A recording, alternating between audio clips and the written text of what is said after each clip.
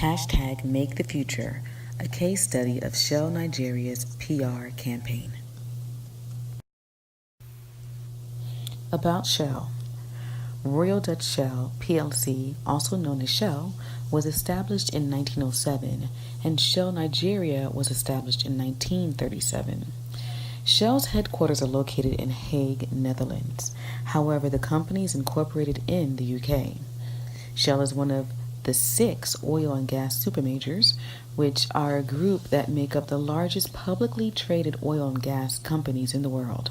Shell is also the 5th largest company in the world on Forbes' Global 500 list. The company's revenue for 2018 was $388.4 billion. Now, Shell Nigeria consists of 4 businesses: SPDC, which is Shell Petroleum Development Company of Nigeria; SNEPCO, which is the Shell Nigeria Exploration and Production Company; SNG, Shell Nigeria Gas; and NLNG, Liquefied Natural Gas. Shell doesn't have a formal mission statement. Instead, they have general business principles that express their commitment to contribute to sustainable development, balancing short and long-term interests, and integrating economic, environmental, and social considerations into their decision-making. A SWOT analysis of Shell reveals that they have some very good strengths. Their revenue is solid, being the top 5th company in the world in terms of revenue, and their brand is also quite recognizable. They have a great market position, and they are working on diversifying their business lines where they're not just establishing revenue from petroleum, but they also have expanded to natural gas, and they're also looking at other forms of renewable energy. Their weaknesses, however, is that they haven't been good for the environment, as you'll find out a little bit later when it comes to the Niger Delta. Also, their ethics have come into question most recently, and they still are in litigation about some bribes that have allegedly gone on between them and the Nigerian government. And then finally, there's a lot of theft where they lose a lot of oil annually to people in Nigeria who are tapping into their pipelines and stealing the oil and selling it on the black market. Some opportunities for them is that they can continue to innovate and develop their renewable energy resources. And then also, they are still in great demand, being the 5th top company in the world. And unfortunately, though, innovation is something that's a threat to them. Even though they are being innovative, they still have competition out there that is also being innovative. And then the politics of Nigeria, it's really harming them because the political system in Nigeria is very corrupt, and they unfortunately have been a victim of that, or a participant in that, allegedly. And then also, because of that, their brand is suffering, and that's also a threat. Nigeria is a federal republic with a presidential system. A president is elected by popular vote, and then he or she serves as the head of state for no more than 2 4-year terms. A 2-chamber National Assembly and a judiciary branch also make up the federal government. The National Assembly consists of 109 Senate seats and 360 House of Representative seats. Nigeria's multi-party system accommodates opportunities for opposition. However, freedomhouse.org rates Nigeria as partly free. According to the website, the political process and free expression are hindered by corruption, bribery, security concerns due to the presence of the Boko Haram militant group, and civil rights violations by law enforcement. Nigeria has a CPI rating of 27 and it ranks 144th out of the 180 countries that are evaluated each year. Previously mentioned hindrances to the political process have prevented Nigeria to increase to a more favorable rating. Because of its CPI rating, Transparency International indicates that Nigeria is an autocratic regime. This classification means that despite its democratic election political system, freedom is still limited due to a centralized control over information and resources. Nigerian currency is called the Naira, and it's equal to 0.0028 US dollars. According to the World Bank, the country's 2017 gross domestic product, or GDP, was $376 billion. That's a decrease of $30 billion from the previous year. However, Forbes.com states that Nigeria's GDP is the largest in sub-Saharan Africa, and Britannica.com states that its economy is one of the largest in Africa. Still, Nigeria has a lower middle income economy. Many of the businesses that make up the communications, power, and transportation industries are privately owned. And although the economy is mostly sustained by the petroleum industry, 2/3 of Nigerians are employed in the agricultural industry.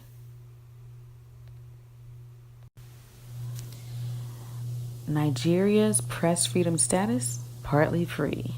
Print, radio, and television have all dominated Nigeria's media landscape, and each platform has also duplicated their services online due to the growing internet penetration, which has reached 25.7%.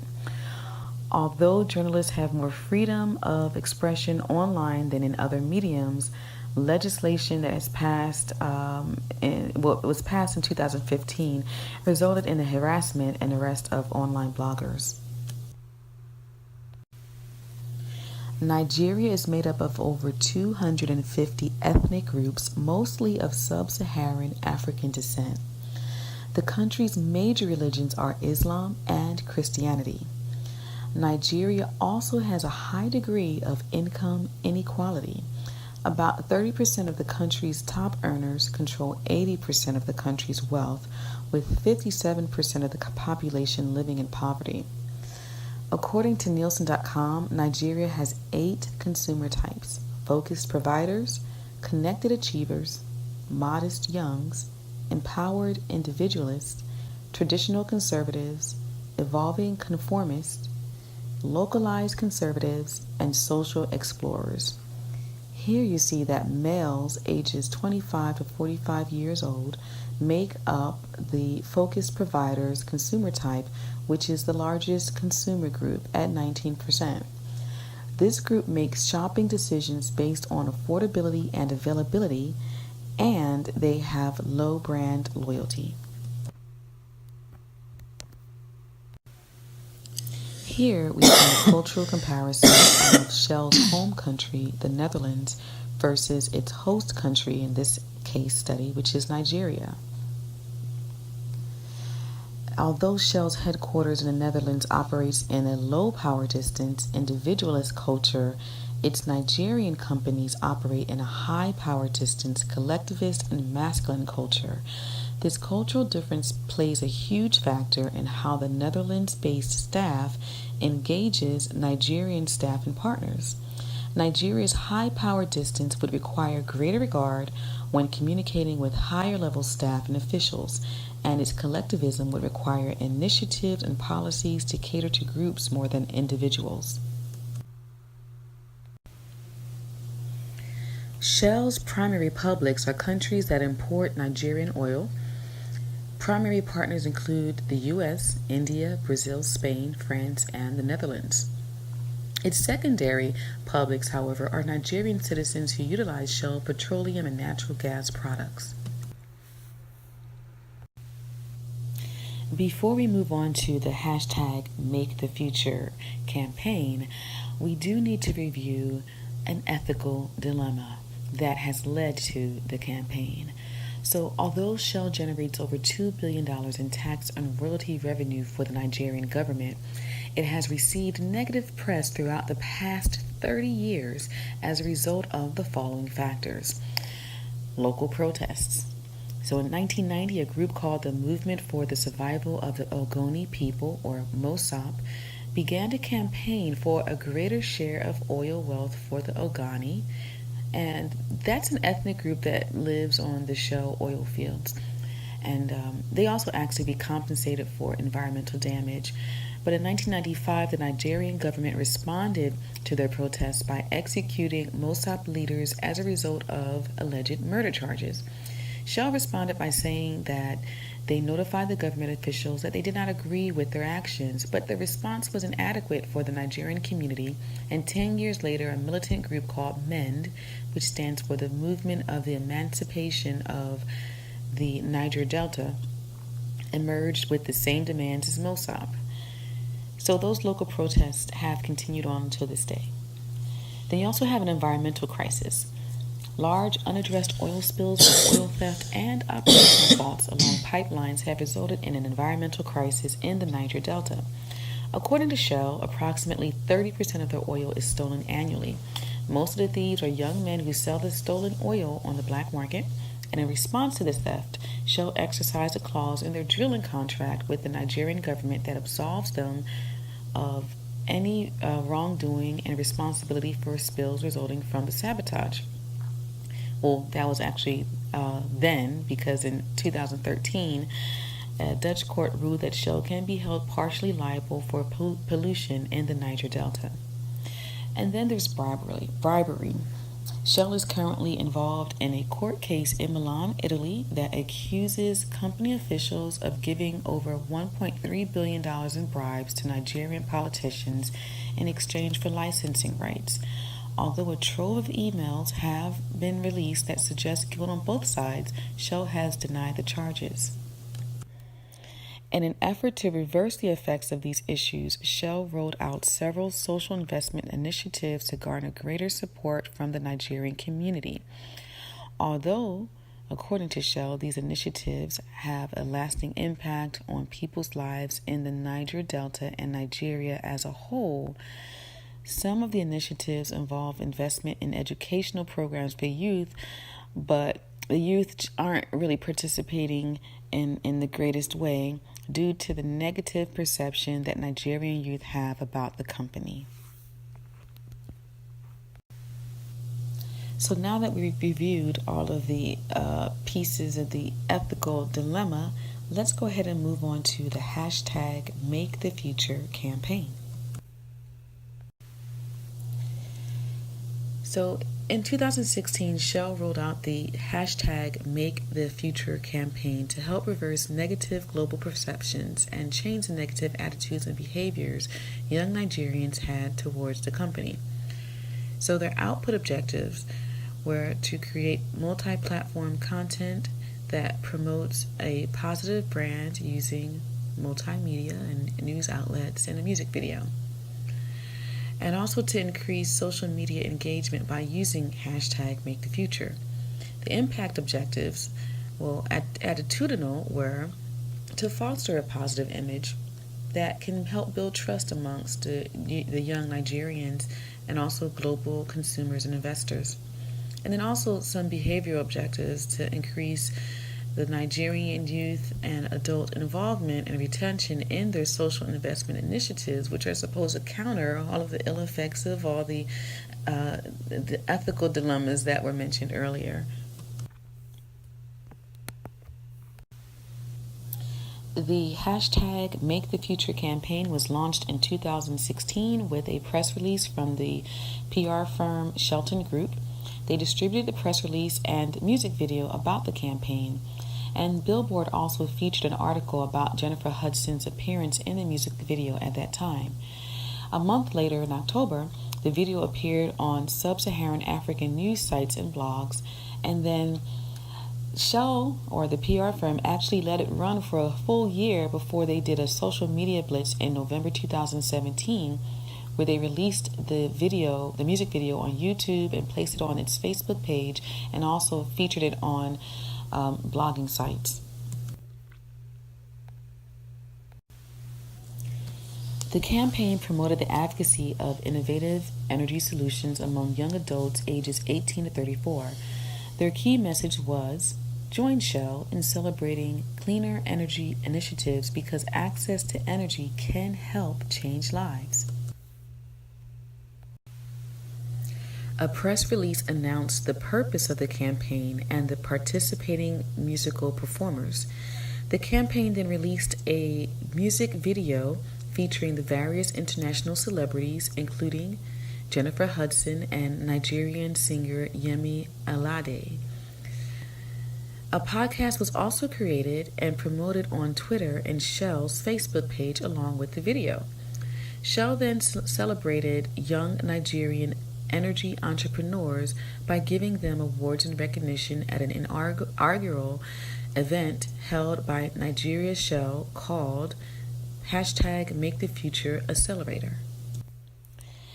The media channels that the campaign used included Facebook, Twitter, YouTube, radio stations, news sites, and blog sites.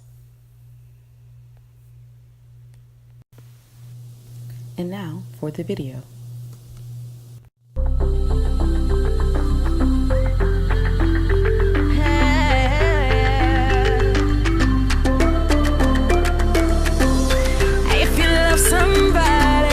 Tell them why they're here, 'cause they just may run away from you. You never know quite when will. Then again, it just depends on how long the time is left for you. I've had the highest mountains, I've had the deepest rivers. You can have it all, but life keeps moving.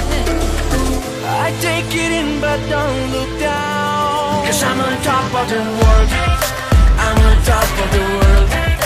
Waiting on this for a while now. Pay my dues to the dirt. I've been waiting to smile. We haven't did it for a while.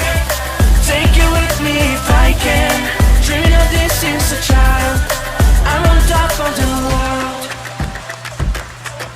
I've tried to cut these corners, try to take the easy way. I kept on falling short of something. Oh yeah, yeah. I could've gave up then, but then again I couldn't have. 'Cause I've traveled all this way for something, something. I take it in, but don't lay down. 'Cause I'm on top of the world. I did on top of the world. You don't tell where I did where though. Pay my dues to the dirt. I've been waiting to smile. Been holding it in for a while. Take you with me if I can. Been dreaming of this since a child. I day on top of the world. I day on top of the world. You don't tell where I did where though. Pay my dues to the dirt. I've been waiting to smile. Been holding it for a while. Take you with me if I can. Been dreaming of this since a child. I'm on top of the world.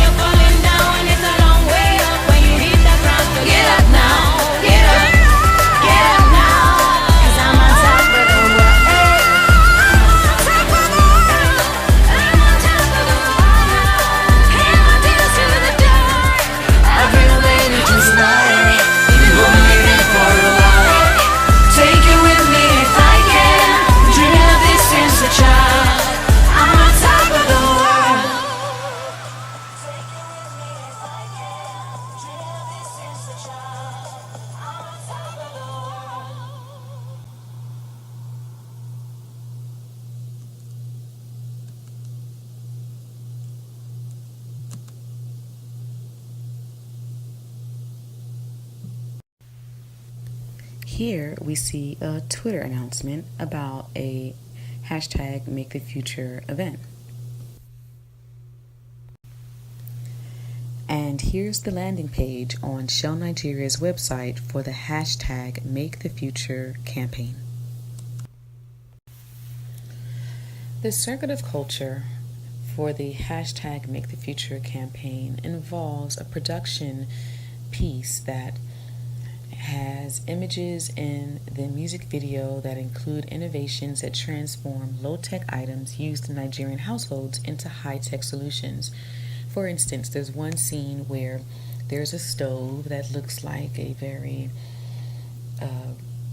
low-tech option, where there's just a pot on some coals or some bricks, and in the video, the stove transforms into a more modern countertop stove, and that's supposed to symbolize how the innovation that is exemplified in the video is going from low tech to high tech.